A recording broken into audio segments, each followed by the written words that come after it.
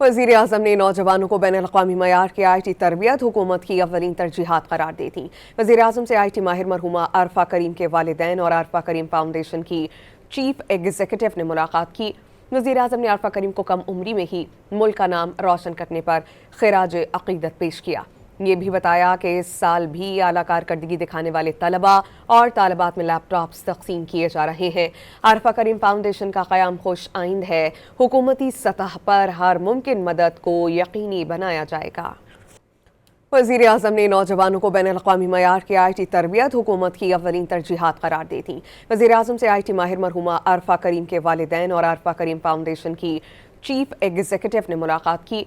वज़ीर-ए-आज़म ने अरफा करीम को कम उम्री में ही मुल्क का नाम रोशन करने पर ख़िराज अक़ीदत पेश किया। ये भी बताया कि इस साल भी आला कारकर्दगी दिखाने वाले तलबा और तालिबात में लैपटॉप्स तक़सीम किए जा रहे हैं। अरफा करीम फाउंडेशन का क़याम खुश आइंद है, हुकूमती सतह पर हर मुमकिन मदद को यकीनी बनाया जाएगा।